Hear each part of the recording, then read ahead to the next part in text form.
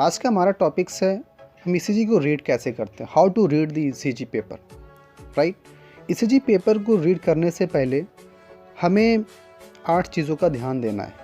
Right, हमें 8 चीज़ों के बारे में नॉलेज होना चाहिए, अच्छी तरीके से डीपली नॉलेज होना चाहिए कि हम इस 8 चीज़ों में हमें करना क्या होता है, क्या देखना होता है। राइट, सबसे पहला जो इसमें लिखा हुआ है, राइट, रिदम।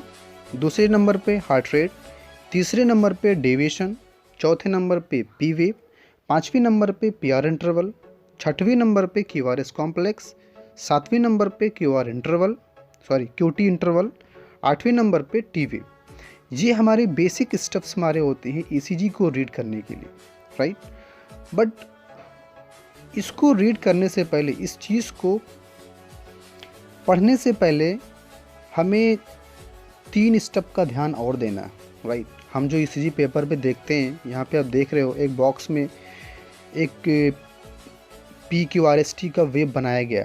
राइट, एक ग्राफ बनाया गया। राइट, जिसमें ये बताया गया P wave, QRS and T wave. ऐसे हमारे एक नॉर्मल रिदम को यहाँ पे दिखाया गया है। राइट, हमें ये भी पता होना चाहिए कि यहाँ पे जो पी वेव है उसका मतलब क्या होता है। राइट, पी वेव का मतलब, आप दूसरे बॉक्स पे आ जाइए। पी वेव का जो मतलब होता है उसका यही होता है एट्रियल डिपोलराइजेशन। मतलब सारा फोकस हमें कहाँ करना है, एट्रियम के अंदर करना। अगर नॉर्मल होगी ईसीजी तो एट्रिया हमारा नॉर्मल है, अगर एबनॉर्मल होगी ईसीजी तो कहीं ना कहीं एट्रिया के अंदर एबनॉर्मल है। राइट, तभी वो हमें पी वेव के अंदर मॉर्फोलॉजी में चेंज कर देगा, या पी वेव के अंदर कोई ना कोई हमें एबनॉर्मल चीज़ें देखने को मिल जाती है। दूसरा हमारा होता है क्यूआरएस वेव। राइट, ये इसी को बोलते हैं क्यूआरएस कॉम्प्लेक्स बोलते हैं। ये बेसिकली रिप्रेजेंट करता है वेंट्रिकुलर डिपोलराइजेशन को। राइट, यहाँ पे तीसरा जो वो टी वेव है, जिसका मतलब क्या होता है वेंट्रिकुलर रिपोलराइजेशन।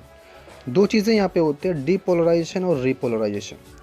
डिपोलराइजेशन का मतलब ये होता है कि जब हमारा एट्रिया हो या वेंट्रिकल अगर कॉन्ट्रैक्ट करते हैं उससे बोलेंगे डिपोलराइजेशन। वेंट्रिकुलर रिपोलराइजेशन मतलब क्या होता है, जब हमारा वेंट्रिकल रिलैक्स होता है। राइट, पहले कॉन्ट्रैक्ट किया उसके बाद रिलैक्स होता, उस रिलैक्सिंग का जो पीरियड होता है उसी को बोलेंगे रिपोलराइजेशन। राइट, तो हमें बेसिकली इन 3 स्टेप्स के बारे में नॉलेज होना चाहिए। राइट, ताकि हमें ईसीजी रीड करने में कोई दिक्कत सामने ना आए। राइट, अब हम इन सारे स्टेप्स को स्टेप बाय स्टेप करके नेक्स्ट वीडियो में देखेंगे। राइट।